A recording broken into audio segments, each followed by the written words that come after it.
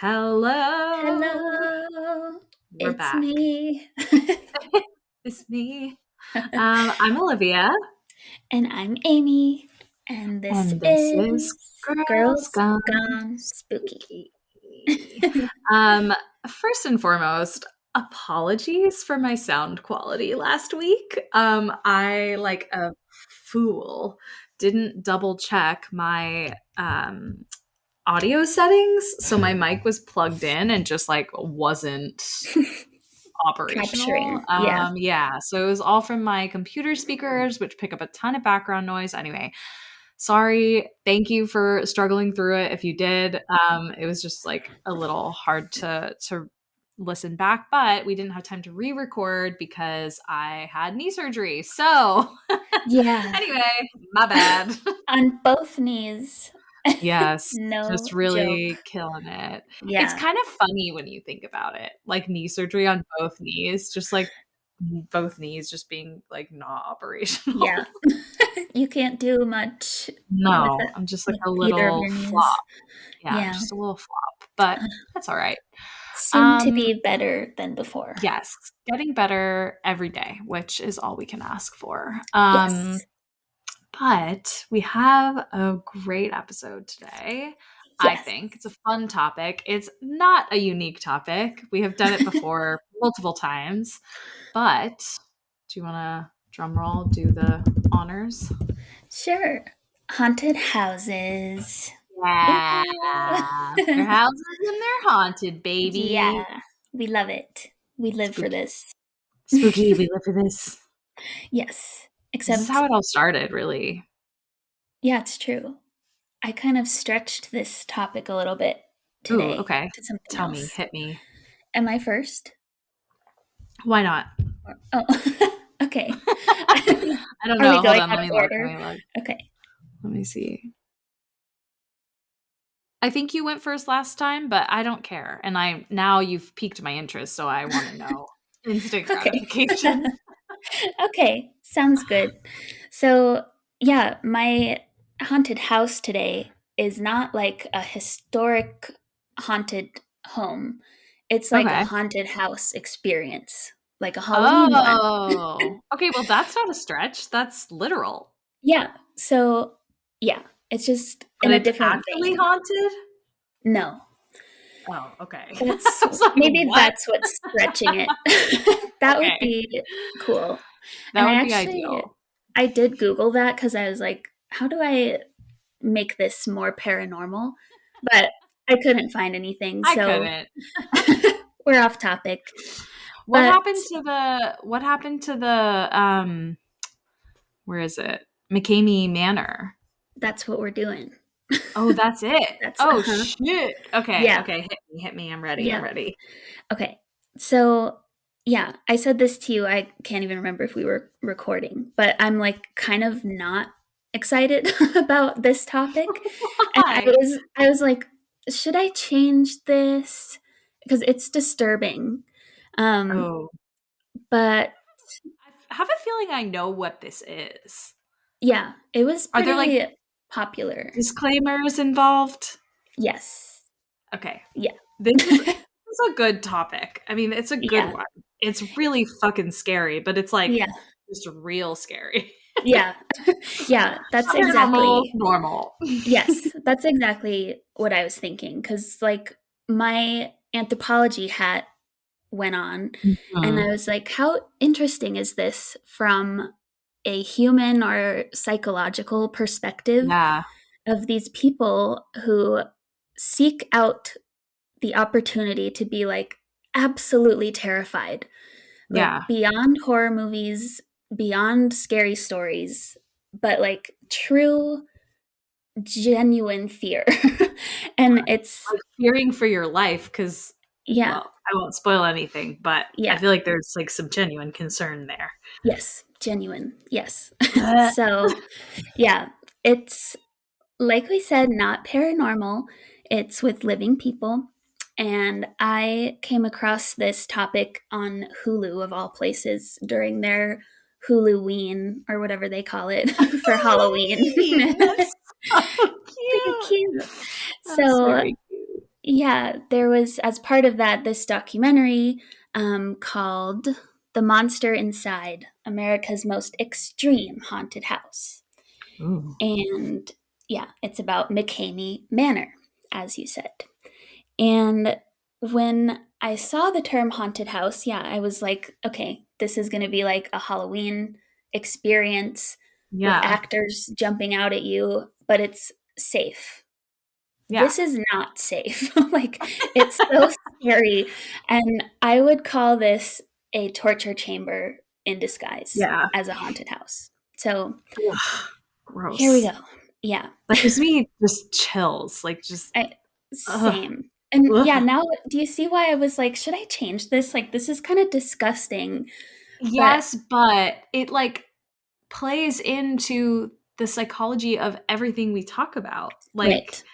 about manifesting things and like Hmm. all of that stuff. I mean, I think it's all connected to one like morbid fascination with death and like looking at our own mortality in a way that makes it easier for us to wrap our minds around it. But then on the flip side of that, like seeking out, I mean, I think to a degree, a lot of the people who sign up for something like this are like complete adrenaline junkies. Yes. Yeah, it's like, why the fuck else would you do this? But Yeah. yeah, I mean, it's like, I don't know. I think it's really interesting. So I'm glad you're covering it. And then I'll wrap it up with some. Actually, Something mine has better. some true crime in it too, but Okay. I do end it on a paranormal note as well. Okay. So we'll get Perfect. back to our roots, but I think this Yeah. is super interesting. Okay. Cool. So, yeah, McKamey Manor, it was created by someone named Russ McKamey. He is a US Navy veteran who has had a lifelong interest in horror, and he started dabbling in the haunted house experience by starting one in his own home, which is kind of weird in itself. Yeah, agreed. Um, but it actually became pretty popular and notorious in his community. But it started out pretty tame. Like, it was mostly for kids. They could go through and, of course, be scared, but be fine. But as it gained more and more popularity, Russ started feeling more pressure to make it scarier and scarier. And it eventually turned to McKamey Manor, which is for adults only, and it is extremely extreme. We'll just leave it at Yeah. that.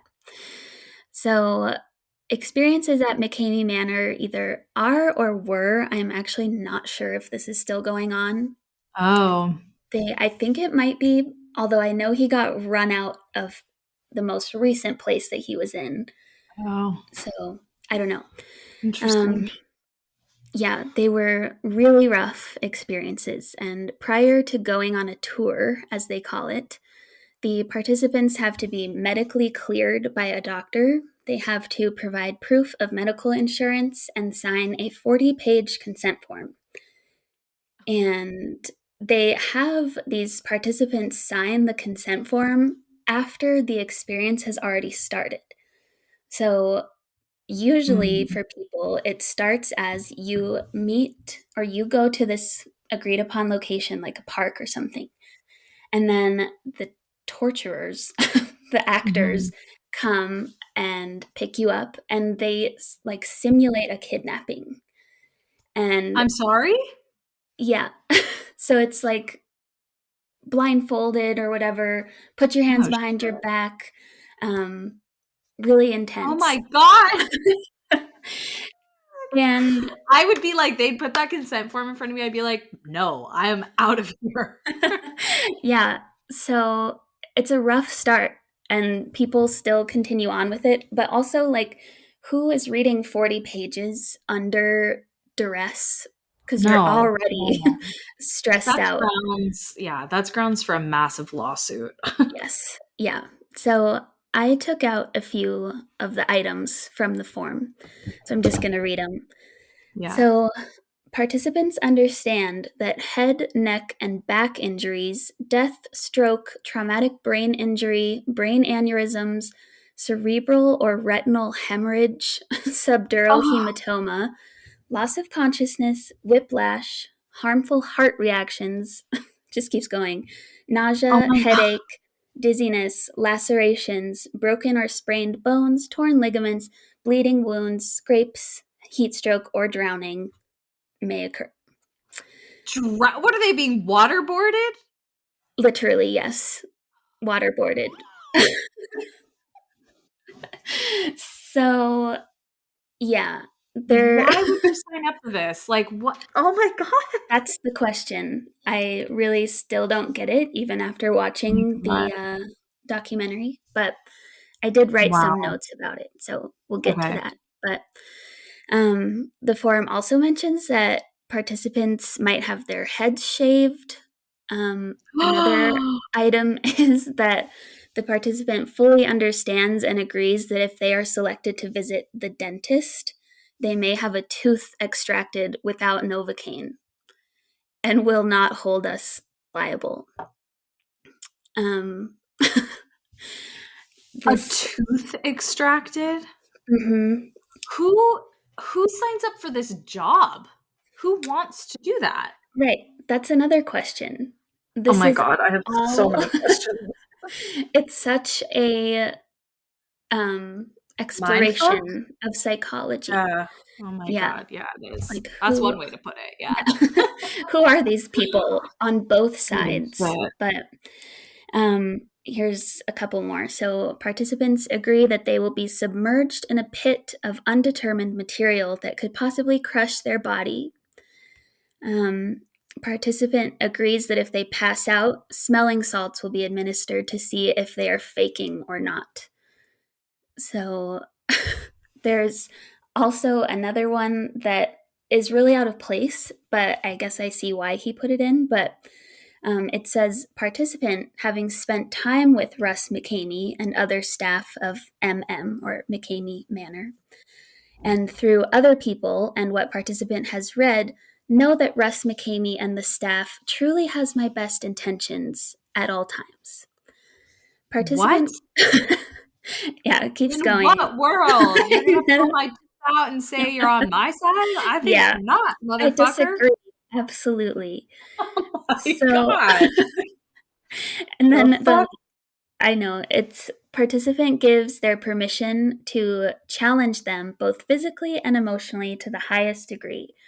Participant does not want to quit unless there is no other choice. Participant wants to stay with the tour no matter what they may say while they are distressed inside McKamey Manor. I'd be like redlining. I'd be like, Yeah, no, no, no, if I not want to that. leave, I'm gonna go. Yep, No teeth. Don't touch my hair. It took yep. years to get it this length. Don't you touch it? Yeah. Only my guy Ozzy at El Salon can touch my hair. That is key. Add it into the form. And with my little initials. Yeah. Oh my Yep. god. So, and yeah, that last part of the statement is so key to what was in this documentary because it's Mhm. basically saying that no matter what a person says, they're going to keep Yeah. going.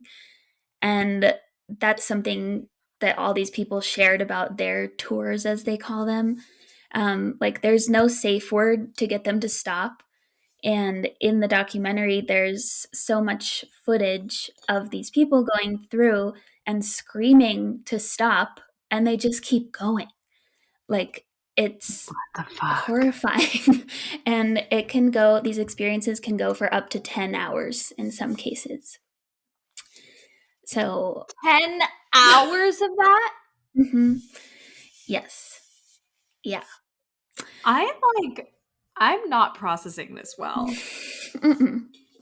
I think I need to I, see the documentary too now. yeah, I think I would recommend it. Just, I don't know. It was like I was eating lunch while I was watching it, Ugh. and I felt sick. Like, I felt Yeah, I bet. really, You're like, okay, well, I'm not eating lunch anymore. yeah, exactly. And not even because the images were that gross, just the concept like makes you feel so icky. But yeah, so a couple things about that consent form. It's, first of all, not true consent if you lose the No. ability to continue to give your consent.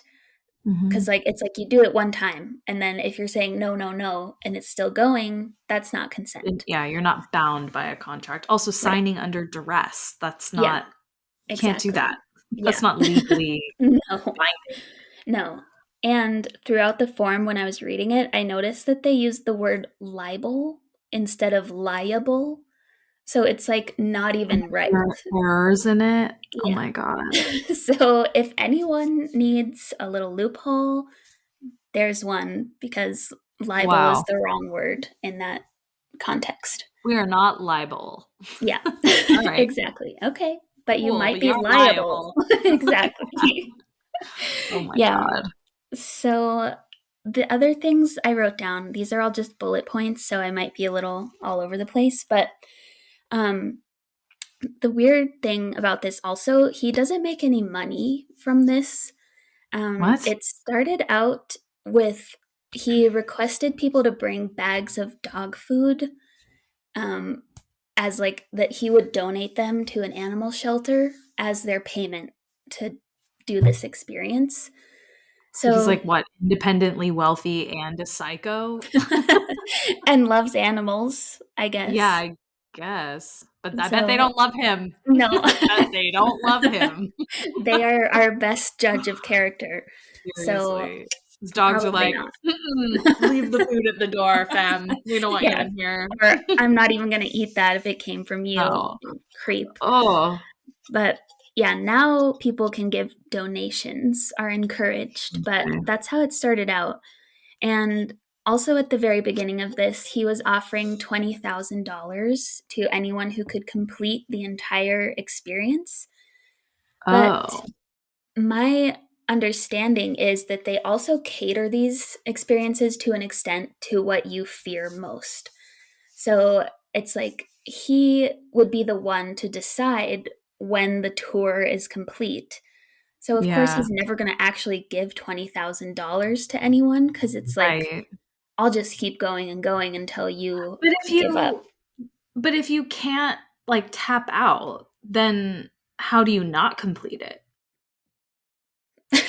I don't know because if you I would quit, straight up like I think I'd like kill someone. If someone was doing that shit to me, I yeah, would kill them to make them stop. Like, right. probably shouldn't put that on record, No, but I it's mean, you see those like court cases where women who've been like sex trafficked, for example, like kill their captors and then they end up in fucking prison. yeah. And you're like, what? Why? Like how? How Yeah. is that what's happening here? Hmm. Um it should be in like a rehabilitation facility, not prison. Like they need Yeah. help after what they've been Absolutely. through. Yeah. But it's that kind of thing. Like oh my god, I can't with this. This is insane. Yeah. It's so upsetting. And It is very upsetting. yeah. So I don't know, but let's see my other bullet points that I wanted to share. Oh yeah, so he films absolutely everything and maybe it's for legal reasons, but I wonder if it's also for his personal Yeah, use. I don't Um yeah, I don't like partic that. no, same. And he posts all the videos on Facebook and whatever other social media they have. And he has a So cult you can go following. see everything. Yes. Yeah. So, Ew, ew, ew. So if like he's not using it to be a creep, other people fucking are. yeah, probably. Because it's It's like like this. torture porn. It's Yeah, so exactly. gross. And it's somehow legal, but not really, I don't think. Well, but But here's the thing is like the people who sign up are signing up. You know what I yes. mean? Like they're signing up Yeah. for a reason. So not to say that, if it went to court that like I guess my point is it doesn't seem like the people who go through the experience are the type who are going to litigate because they wanted Yeah. to do it. Hmm. Whereas the people who are upset by it, people like you and me who are bystanders, what grounds do we have to go Yeah. after the thing? It's like, well, it's their own fucking thing. If no one involved is complaining, then Yeah. okay, I guess. Right. Ugh. Ugh. Yeah. There was one person in the documentary who he was enticed by the $20,000 because he had just bought an apartment or something and got married and they didn't have much money. So he's like, Oh I'm my going to God. do this no matter what. And he did it for hours and hours. And he started fighting back with people, Yeah. not like physically even, but verbally saying, like swearing and whatever, which actually Yeah. swearing in the consent form, it's like you cannot swear or things will escalate, basically, um, What? which seems so weird. But Yeah. he, Like, really? You're gonna break my bones and pull my teeth out, but I can't say fuck you? Like, right. Exactly. oh my Yeah. God. So that guy specifically started the whole, well, I'm sure other people did, but he was like the star in this documentary of Mm, starting to try to take Russ down, mm, because he was saying basically what I already said of like, how would I ever have won this $20,000 yeah. when you were going It's on for fixed. hours Yeah. and then suddenly you told me when I had enough rather than him saying that he had had enough. So, Yeah. yeah, I don't know, but all strange. And then let's see, the last thing I wrote was, so a lot of the people that were signing up for this experience had PTSD of some sort. Oh my Um, God. I mean, no like, surprise, but oh my God. yeah, after the experience, but also from a separate event beforehand. And they think that that's Oh. probably why they seek out experiences like this. Mm, Because after you have a traumatic event, like your nervous system is going to respond in different ways than it did before and need more strong stimuli than the average person. yeah. So Yeah. there was like a military Just, vet who did a bunch of tours in Iraq who had PTSD, and he sought out this experience so that he could like feel something. And he talked yeah. about felt the need for some reason to be severely punished. That was what he Mm. talked about. Oh So that's why he sought God. this out. I mean, Um, you can kind of imagine where that's coming from, and that's yeah. really sad. Yeah.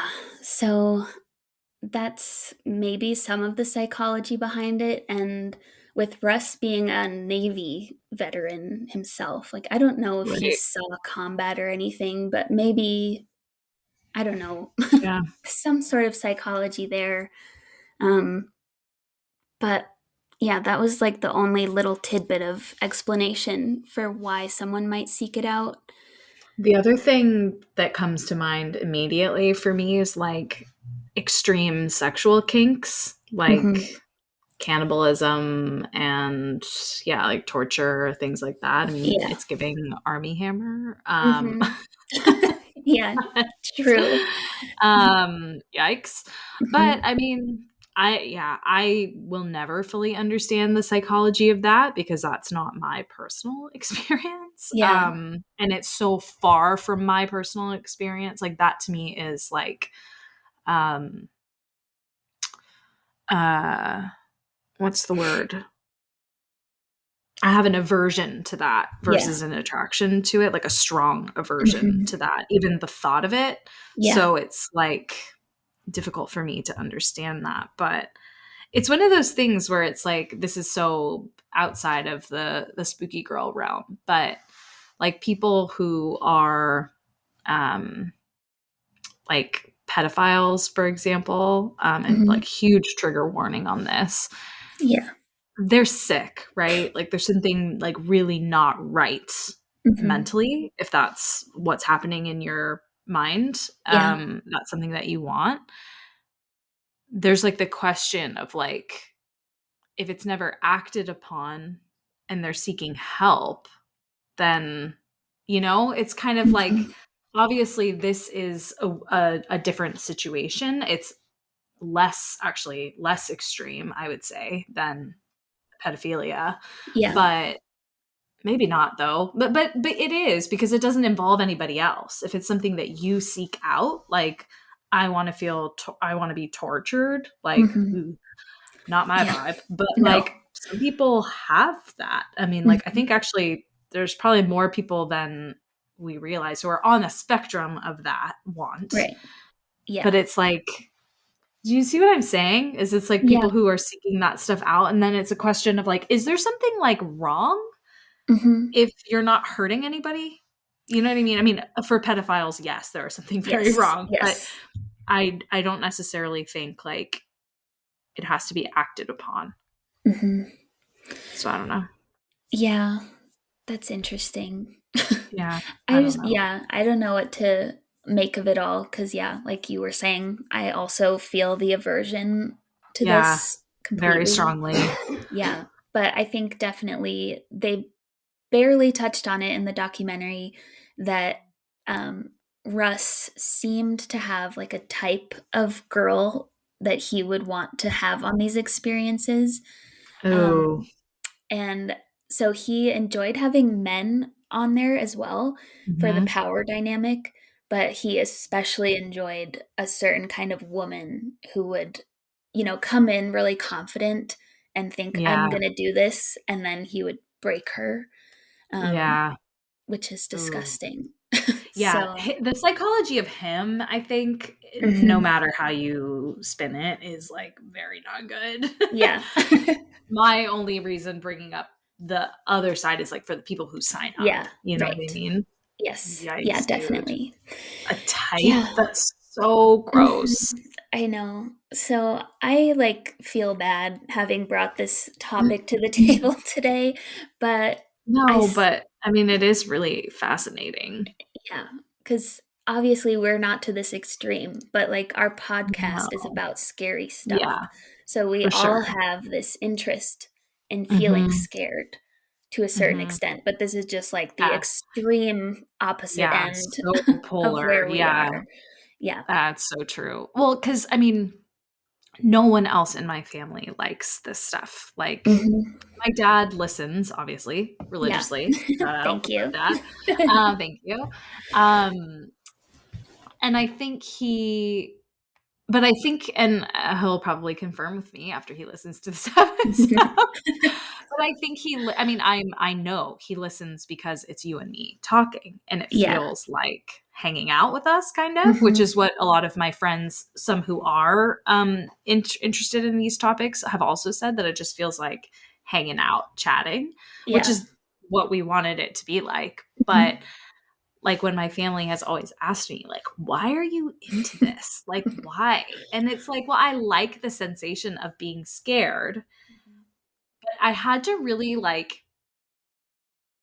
dial it in at a certain point, because then people would invite me to like those haunted houses with like trained actors who chase you with like a chainless chainsaw and stuff like Mhm. that. And I'm like, no, No. absolutely fucking not. Mhm. Even if it's a no touch one, Yeah. no. Because one, I like to feel scared in a very controlled environment. I like to feel Yes. scared when I know I'm safe. I Mhm. don't like to be actually genuinely scared for my life, because even Yeah. if they're actors, air quotes, Mhm.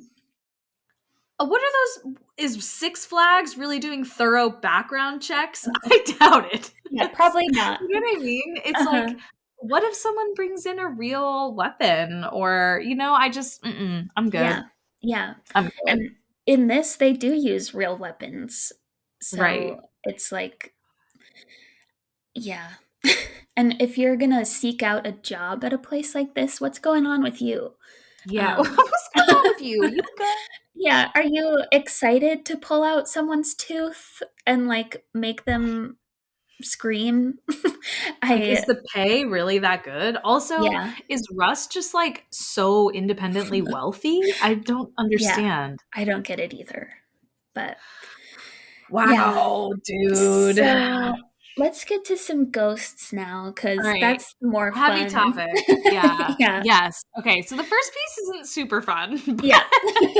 but it's fascinating, and it's something that it's not going to be news to anyone, Yeah. because we are going to be talking about 10050 Cielo Drive, which is the house Whoa. in which Sharon Tate and Roman Oh. Polanski et al. Were murdered by the Manson Wow. Goonies. So, Creepy. very creepy. So, I wanted to give a little bit of background on 10050 Cielo Drive, but we're actually going to talk more about the house next door.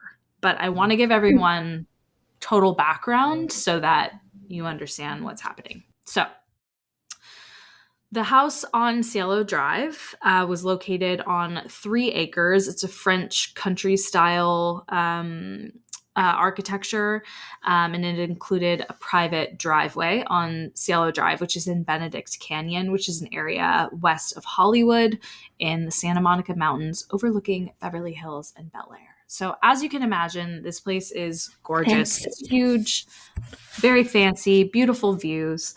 A man named Rudolph Altobelli, who was a music and film industry manager, bought the house for, you will not believe this, $86,000 in the Oh, early great. 60s, Hmm. which is only equivalent to about 842,000 in 2022. So this was a Oh, deal even for the time, which is yeah. wild to me. He often rented it out, and there were a lot of very famous renters. So prior to the murders, Charles Manson had visited the house. This was in late 1968, when it was occupied by the couple, Terry Melcher and Candace Bergen, who I didn't know lived there Mm. before. Yeah. Um, and they also lived with their roommate and also talent manager named Roger Hart. So at the time, if you're not super familiar with the kind of history of Charles Manson, which I'm not going to get a ton into just because I think Hmm. like psychos like that and like evil people don't deserve more lip service. Yeah. But just to give context as to why he was even running in these circles, he got out of either prison or some sort of like correctional facility, and started a cult. And as it was gaining traction, he was extremely charming. And so started kind of attracting a more posh circle of people. And he basically convinced himself that he was a really talented musical artist. And at this point, he was basically trying to like convince managers to like put him on a label or like help him get the right connects and stuff. Anyway, most people who interacted with him who heard his quote unquote music were like, nah, dog, you're crazy. It's But bad. yeah, it's bad. So that was a failed career path, but he went full psycho after that. So the cult survived. So in February of 68, so a year after, well, no, like a few months after he was in the house for the first time, Roman Polanski and his wife Sharon Tate began renting the home from Altobelli.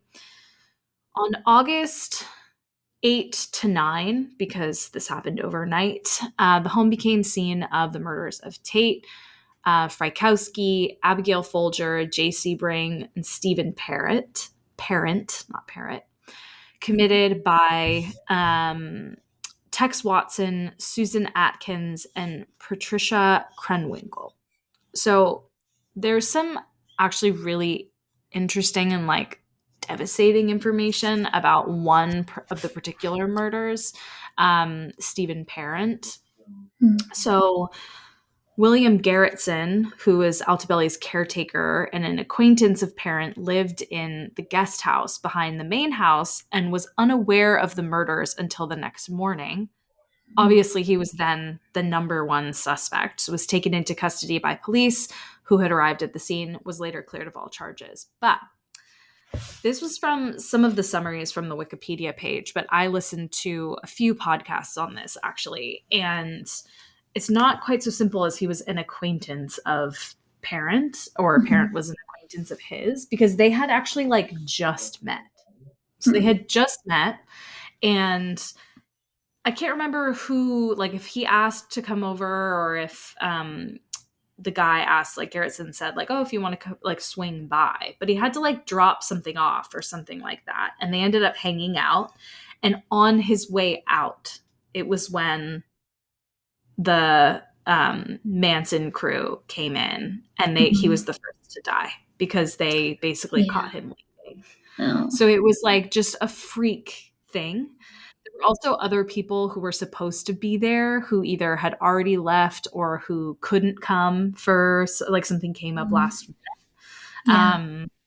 And Roman Polanski was away on business, so he Okay. was not there. Mm. Something that I didn't really fully realize until I listened to these podcasts, Sharon Tate was 8 months pregnant. She wasn't Yeah. just pregnant, she was like nearly full term. Yeah. So, who is not included on this is her like viable unborn Baby. child. Yeah.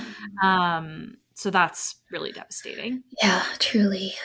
So Altabelli, who was the first to move into the house, he moved back in only 3 weeks after the Mm. murders Mhm. and resided there until 1988, so almost 20 years.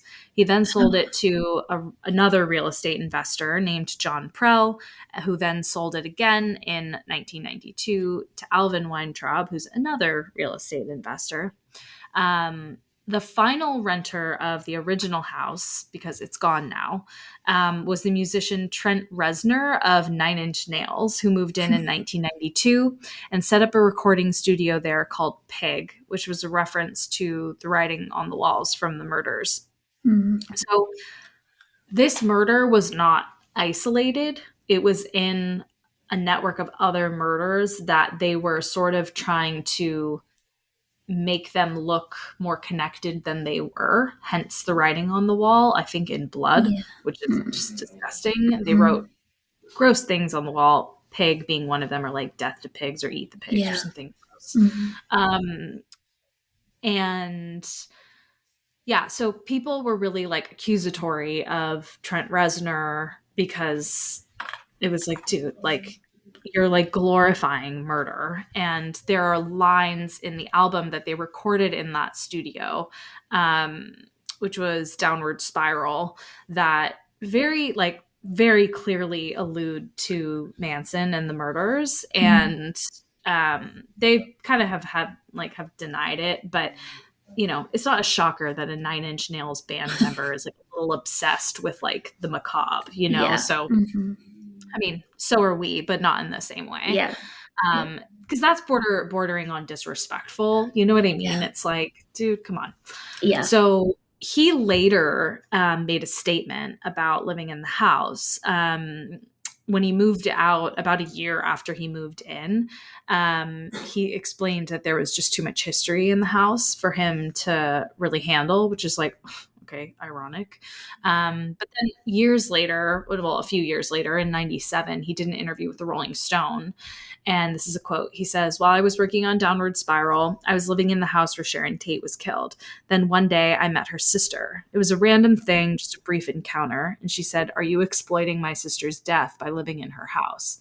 For the first time, the whole thing kind of slapped me in the face. I said, 'No, it's just sort of my own interest in American folklore. I'm in this place where a weird part of history occurred.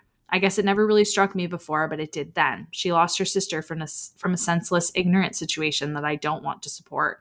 When she was talking to me, I realized for the first time, what if it was my sister? I thought, fuck Charles Manson. I don't want to be looked at as a guy who supports serial killer bullshit.' I went home and cried that night, and it made me see there's another side to things. It's one thing to go around with your dick swinging in the wind, acting like it doesn't matter, but when you understand the repercussions that are felt, that's what sobered me up. Realizing that what balances out the appeal of the lawlessness and the lack of morality, and that the whole thing is the other end of it, the victims who don't deserve that." So he kind of like redeemed himself a little Yeah. in my eyes. He just Mhm. didn't really understand the impact of what he was Was doing by doing. living Yeah. there and exploiting the space. So, flashback a couple years to 1994. Weintraub, who's the owner, the real estate investor, he then has the home demolished. It just is Mm. like too much had happened. It had Yeah. changed hands many times. But of course, we couldn't just like let it be. It was like, let's build a new home on the same Mhm. spot. Mhm. So construction began later that same year in 94. In 96, it was completed, and he named it Villa Bella. Obtained a new address, so it's no longer Oh. 10050, it's 10066 Cielo Drive. It does not resemble the home in which the Tate murders occurred whatsoever. It's Mediterranean style, 18,000 square feet. Whoa. Um, and when he listed it, yeah, it's big.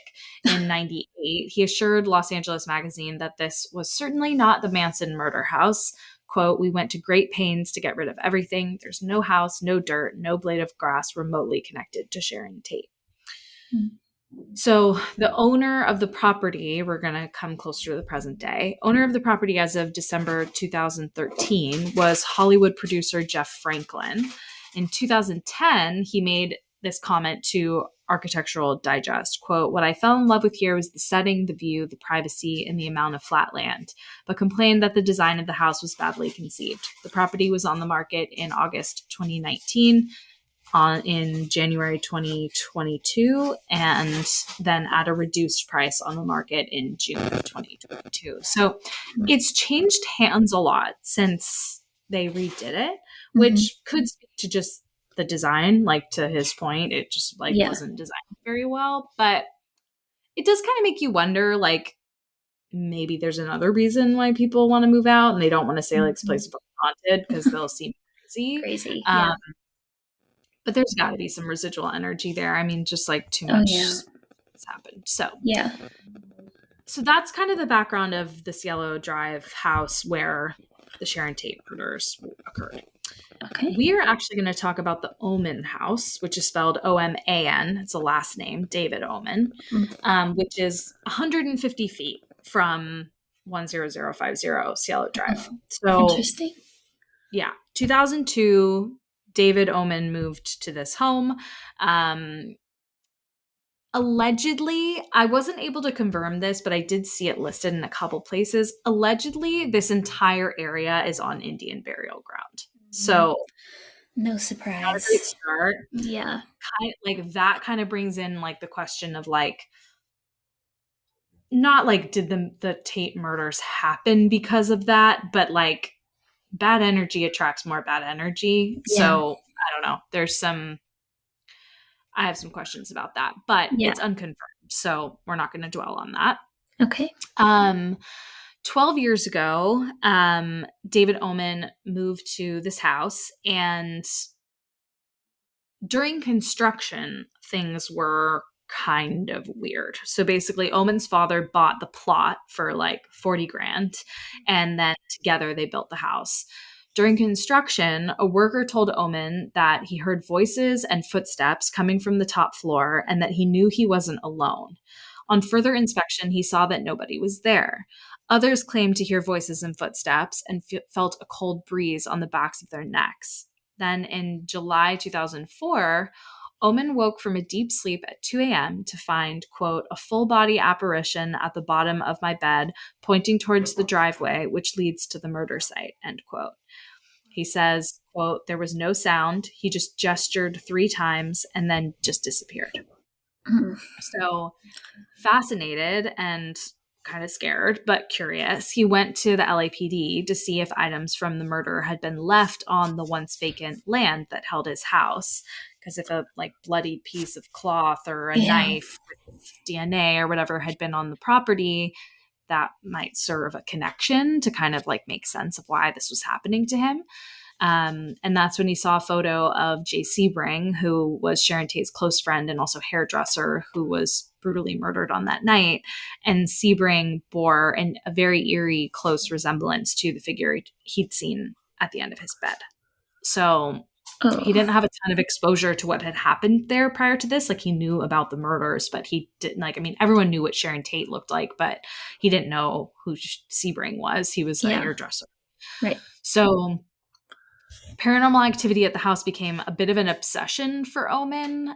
He still lives there. In the last decade, he's allowed access of dozens of paranormal investigative teams who've brought like the electromagnetic activity monitors and it's been interesting. So he says Quote, the very first person to document the paranormal activities was world-renowned parapsychologist Barry Taff, who said in over 4,000 cases he's investigated, this house had the highest consistent EMF readings he'd ever seen. He called it the Mount Everest of haunted houses and the Disneyland for the dead. So Wow. the author of this article then joins one of these ghost hunts because they're still going on. Like you can literally go to, I think it's like davidomen.com or something like that, or omenhouse.com. And he's still hosting these. And Barry Taff is usually involved as well. Nothing happens on the one that the author goes on. It's kind of a bust. But they go on to say in the article, I don't see any evidence of ghosts that night, although the photos in the upstairs bathroom of a young, gorgeous Sharon Tate are haunting. I will admit I want to meet her, dead or alive, just to say how sad I am about it all. Yeah. So he calls Omen the next day, the author, after he emails like photos of flashing floating lights in the house captured with high-speed 400 and 800 film. And he says they're sightings from the previous night because there were photos taken while he was there. And he says, I've had many esteemed psychics and mediums here, James Van Prague, Lisa Williams, Chris Fleming, and they all say that the spirits of those that were killed have unfinished business and that they won't cross over until the murderers are also dead. I've seen red footage of balls of light and shadow figures on many occasions, and my figurines that stand in a very active room fall over without any help. Often, I know it's them. And so the author counters and says, well, how? Like, how do you know it's them? It's been 45 years more now, 45 years since the murder. How do you know it's Sharon Tate's ghost? And he says there's a pause, and David replies, quote, once when I had a table full of people here 10 years ago, I heard Sharon whisper, I just want you to know we're here. So wow. Spooky. And the last thing the author includes is the eeriest thing I learned from Omen, however, is that when his mother passed 9 years ago, again, longer ago now, he had to stay with her body for 3 hours in the dark. Quote, the power went out and I sat with my mother's body, he recalls. I felt her leave her body and her spirit remain. The mythology of death was right in my face, and I knew after that the body and the spirit are two different things. So it's kind of beautiful. I mean, it's like very haunting that he had to do that. I mean, that would be so heartbreaking. But, if you can like see videos of him on YouTube or even like social media, he's a really weird dude. But the people who just see videos of him are like, this guy seems batshit. Like people on Reddit are like, this guy's fucking nuts. Yeah. But people who've met him, who've been on the tours, because if you go on the tour, you meet him, say he's like actually kind of normal. Like he's like sort of erratic and odd, but he's nice and like doesn't seem crazy. So that is the Omen House. It's not like, there's nothing like groundbreaking, but it's just like creepy and weird that it's almost like when they demolished the house, they kind of were like, all right, we're heading next door. Yeah. Moving out. Moving out. It's interesting. Yeah. So that's the Omen House. And then I wanted to do one more just like really classic haunted house story. So I went to Reddit, of course, and this is from Bambarella66, and it is titled, I Grew Up in a Haunted House. And this is not a no sleep one. This is for real, for real. Okay. As it says on the tin, this is exactly that. My memories of the years I lived in a haunted house, ages 8 to 18. It's a little long, but buckle up if you want to hear an actual account of actually living in one and not the Hollywood version. Me and my parents still talk about this, but I'm 30 and engaged now in my own home, and my parents moved soon after I moved out. I guess I wanted to get it out there because it's all true, and I've tried to explain it to so many people who just don't believe it, and I figured maybe this community would hear me. And this is on the paranormal subreddit, so it makes sense. Yes, we hear you. Yes, we hear you. We see you. We believe you. And it's fucking creepy. So here we go. The lady that sold my parents this house warned us of weird things going on, but my very Christian parents ignored it and felt we would be fine. Isn't that always how it goes? God Damn. The Every time. Christians just come on, figure it out. Yeah, they don't Um, care. they don't care. Or yeah, I mean, the power of Christ compels you, I guess, Yes. but also like be careful. Yeah. Okay. At that time, I think they thought it was also all bullshit anyway, to be honest. It was a fixer-upper, but definitely a beautiful house with a lot more space than our first. Anyway, as the weeks went by, things got weirder. I quickly learned when playing in the street, this was the 90s, that children in my neighborhood thought my house was haunted. And to be fair, being an old, tall Victorian house with a rickety, overgrown Gothic pathway, it was creepy to kids. And there were many stories about the horrible things that happened inside. Kids wouldn't come around and play at my house as a result, and I earned a bit of a stigma being the new girl that lives in the haunted house at school. The house was 3 stories high with banisters running the entire way up, and out of nowhere, things started dropping from the top of the house to the lower landing through this banister gap. Proper poltergeist shit. Ornaments, vases, dog toys that were never upstairs to begin with because our dogs wouldn't go up to the top of the house by the attic. All they would do is Mm. bark and whimper at the landing. And I was Oh. also absolutely terrified of the entire top floor. I was an only child and I wouldn't go upstairs when I was home alone because it scared me so damn much. All I can describe it as soon as the light wasn't on upstairs, I could feel a presence there with me, an angry, bitter, cold feeling like a shadow behind me getting bigger and bigger. I'd sprint as fast as I could downstairs, and strangely, even now, more than a decade later, I still have bad dreams about my legs slowing down on the final staircase, like I'm running through water and something is chasing me. Everyone can No. relate to that. That was worst. Yeah, that's awful. So, yeah. So, anyway, the weird stuff continued. I started knocking on a wall one evening, playing as a Oh. kid, and to my delight, it would respond to me, Oh, knocking back, great. Yeah. responding and copying my pattern, even. My mom started absolutely freaking out at this when I showed her, running outside to demand who was knocking to her kid all night, to find just brick wall and air, no one on the other side. Mm. Plus, even if it was brick, I don't think Yeah. you can knock on brick No. like that. Anyway, No. on Halloween, we all heard a scream from the attic, only to brave checking it out and find it was totally vacant and fine. Oh God. By this point, my parents were spooked. Being religious, they brought a priest in who informed them that the upstairs was very negative spiritually and they should remodel the entirety of it to try and get the spirit out. I'm pretty sure they say not to do that, but okay. Um, he told them to gut the attic, bless the area, and ask the spirit to leave. Okie dokie. So they began to remodel the attic into a bedroom slash bathroom, etc. The spirit did not like this. At one point, my father claims his leg was pulled through the door, and Whoa. sure enough, his leg went through the floor into the through the floor, and sure enough, his leg went through the floor into the downstairs bathroom ceiling. Whoa. Later, when we had a guest in a separate part of the house, all of a sudden, part of the ceiling fell on his head for absolutely no reason. The builder said it was a complete fluke and didn't make sense. On the last night of converting the attic, I had the worst dream of my life, which I will never Mm. forget. My bedroom was ensuite, so it had 2 doors and both were heavy on hinges, like you couldn't open them without pushing down on the handle, just for reference. So here's the dream. I was watching a man and woman argue. The woman was wearing Victorian clothes. I likened them to Mm. Oliver, the musical characters at the time. And the man was in a gentleman's suit. They were arguing back and forth, and I couldn't make out their words clearly, almost like I was listening underwater.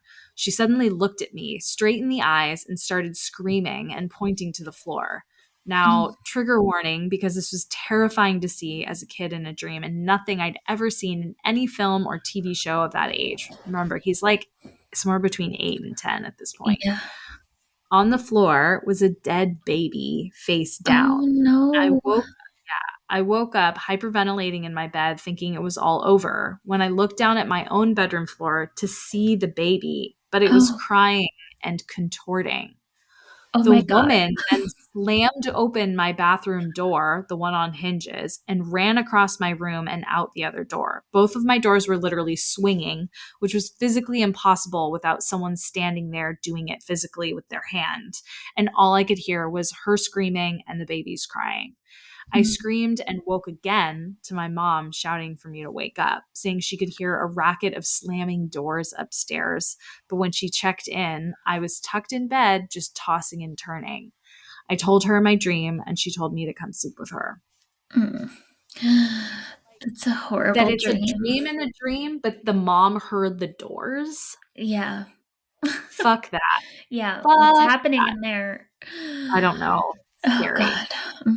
Years later, when I was old enough, she admitted to me that they did research on the house after the priest visited and found information that a maid had been pregnant by the house Mm, master and forced to kill or abort the baby in the mm. attic. Oh my god. Yeah. Wow. My mom, being spiritual but also Christian, said she had tried to make peace with the spirit after learning this. Nuts, eh? This is just a sprinkling of the crazy things that happened over the years in that house, but I bet you're wondering if the conversion, etc., worked. Well, interestingly, it did for us. We were able to sleep very happily in the new guest room, and no more poltergeist stuff went on. There was still an eerie energy in the loft conversion, but not threatening. I kind of never felt like it was our home, but I'm not sure if old houses ever do. I will say the dog stood firm and hated the upstairs the entire time we lived there, even after the conversion.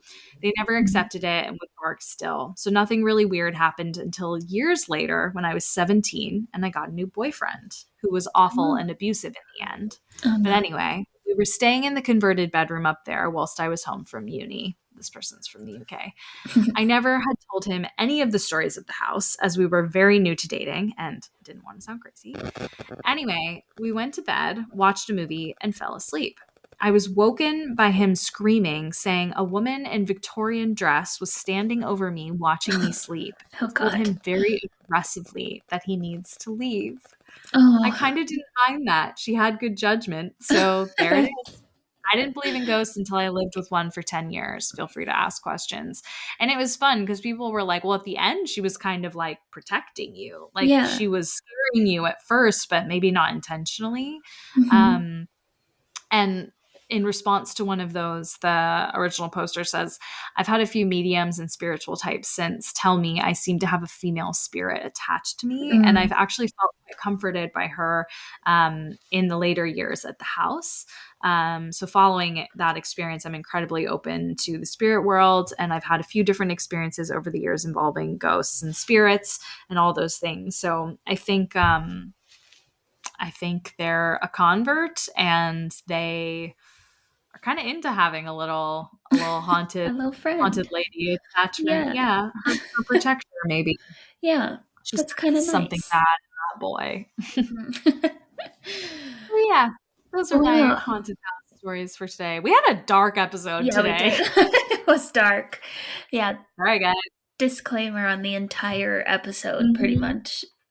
Yeah, basically, I should put But that in the social post in yeah, the little copy. for the best. Um, Yeah, exactly. Well, thank you guys for listening. If you hung with us through the horror, um, you can email us your scary stories at girlsgonespooky@gmail.com and follow us at Girls Gone Spooky, basically on all socials.